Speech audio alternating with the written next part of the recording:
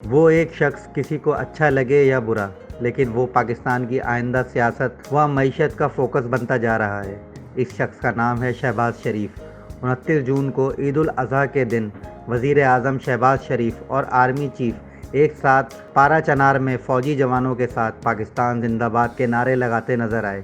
عید کے دن شہباز شریف کو فوجی جوانوں کے جھرمٹ میں نعرے لگاتے دیکھ کر یہ اندازہ لگانا مشکل نہ تھا کہ پاکستان کی سیاسی حکومت اور فوجی قیادت کا مستقبل ایک دوسرے کے ساتھ جڑا ہوا ہے۔ اگلے روز 30 جون 2023 کو IMF نے پاکستان کے ساتھ $3 ارب کے معاہدے کا اعلان کر دیا۔ اگر یہ معاہدہ نہ ہوتا تو شہباز شریف کی سیاسی بقا خطرے میں پڑ جاتی اور مخالفین انہیں پاکستان کی معیشت تباہی کا ذمہ دار قرار دے دیتے۔ IMF کے ساتھ معاہدے کے بعد پاکستان کے ڈیفالٹ کا خطرہ ٹل گیا ہے۔ اس معاہدے سے عوام کی معاشی مشکلات میں فوری کمی کا امکان نظر نہیں آتا، لیکن معیشت کی بحالی کا ایک موقع پیدا ہو گیا ہے۔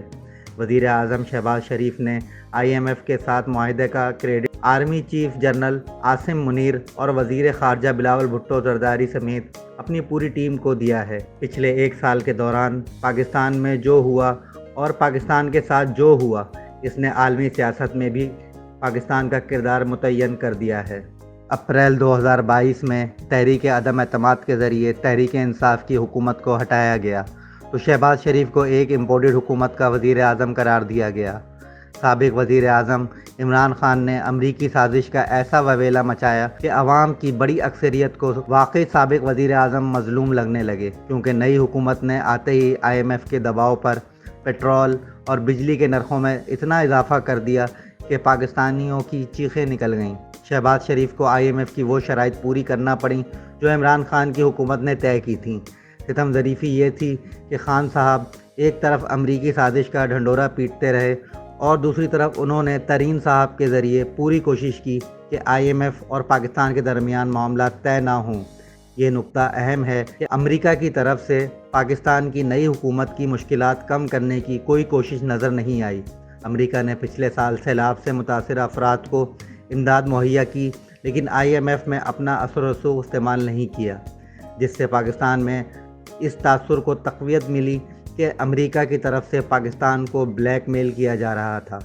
اس صورتحال میں ایک طرف چین پاکستان کی مدد کو آیا اور دوسری طرف پاکستان نے تیل اور بجلی کے حصول کے لیے روس اور ایران سے رجوع کر لیا۔ دلچسپ پہلو یہ تھا کہ جس حکومت کو عمران خان نے امریکی گمشدہ قرار دیا، وہ حکومت چین، روس اور ایران کے قریب ہو گئی، اور دوسری طرف امریکہ میں زلمے خلیل زاد جیسے پاکستان مخالف عناصر عمران خان کو حق میں بیان بازی کرنے لگے۔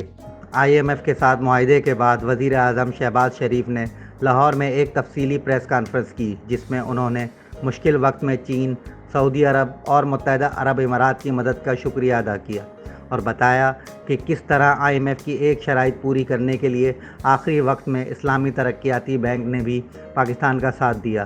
اسلامی ترقیاتی بینک میں سب سے زیادہ شیئر سعودی عرب اور الجزائر اور ایران کا ہے۔ اس بینک نے $1 ارب کا قرضہ دے کر IMF کو لاجواب کر دیا۔ پاکستان نے IMF کے ساتھ جو نیا معاہدہ کیا ہے، اس پر 9 ماہ میں عمل درآمد کرنا ہے، جبکہ آئین کے مطابق موجودہ حکومت کی مدت اس سال اگست کے وسط میں مکمل ہو رہی ہے۔ ایک طرف آئین کا تقاضے ہیں اور دوسری طرف IMF کے ساتھ کیے گئے وعدے ہیں۔ وزیر خزانہ اسحاق ڈار نے بڑی معنی خیز مسکراہٹ کے ساتھ میڈیا کو بتایا کہ موجودہ حکومت کی مدت میں اضافے کی گنجائش آئین میں موجود ہے، لیکن میں ذاتی طور پر ایسے کسی گنجائش کا قائل نہیں۔ میرے قائل ہونے سے کیا فرق پڑتا ہے؟ میری دعا ہے کہ آئین بھی بچ جائے اور معیشت بھی سنبھل جائے۔ حالات و واقعات بتا رہے ہیں کہ عالمی سطح پر ایک نئی صف بندی ہو رہی ہے۔ پچھلے ایک سال میں امریکہ نے پاکستان کے مقابلے میں بھارت کو زیادہ ترجیح دے کر پاکستان کو مجبور کر دیا ہے کہ وہ اپنی بقا کے لیے چین اور روس کے ساتھ جا کھڑا ہو۔ چین نے سعودی عرب اور ایران مثلا کروا کے پاکستان کی بہت سی مشکلات کو کم کر دیا۔ اگر پاکستان اور ایران میں گیس پائپ لائن کا منصوبہ آپریشنل ہو جاتا ہے تو اس کی مثبت اثرات پورے خطے میں نظر آئیں گے، لیکن امریکہ اس منصوبے پر بہت سے تحفظات رکھتا ہے۔ نظر یہی آ رہا ہے کہ آنے والے وقت میں پاکستان کی طرف سے امریکہ کے تحفظات کو خطرے میں نہیں لایا جائے گا اور پاک چین اقتصادی راہداری CPEC کے منصوبے کو ایران اور افغانستان تک پھیلایا جائے گا۔ सी पैक दरअसल बेल्ट एंड रोड के बड़े मंसूबे का एक छोटा सा हिस्सा है।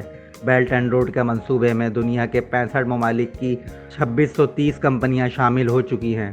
इस मंसूबे से रूस में 300 अरब डॉलर, कतर में 246 अरब डॉलर, मलेशिया में 160 अरब डॉलर और पाकिस्तान में 46 अरब डॉलर की सरमायाकारी आनी है। इस मंसूबे की तफसीलात क़य्यूम निज़ामी की नई किताब चीन के 100 साल में मौजूद हैं। निज़ामी साहब ने इकबाल के अल्फाज में चीन को मशरिक़ से उभरता हुआ सूरज करार दिया है। चीन और रूस के साथ दोस्ती और इक़्तिसादी ताउन अपनी जगह, लेकिन पाकिस्तान को इन ममालिक के साथ दोस्ती को आगे बढ़ाते हुए इस सियासी व जमहूरी कल्चर का भी तहफ़्फ़ुज़ करना है जिसका वादा आईन पाकिस्तान में किया गया है। चीन ने हालिया मुश्किल वक्त में पाकिस्तान का साथ इसलिए दिया कि पाकिस्तान ने अमेरिका के मुखालफत के बावजूद गवादर पोर्ट को चीन के हवाले कर दिया। गवादर और काशगर में रेलवे लाइन बिछ जाए तो पाकिस्तान में बहुत बड़ा इक़्तिसादी इनकलाब आ सकता है, लेकिन सी पैक और बेल्ट एंड रोड के मंसूबे की कामयाबी का इन्हिसार बलूचिस्तान की तरक्की पर है। सबसे पहले गवादर और फिर बलूचिस्तान वालों की महरूमियाँ दूर किए बगैर सी पैक कामयाब नहीं हो सकता।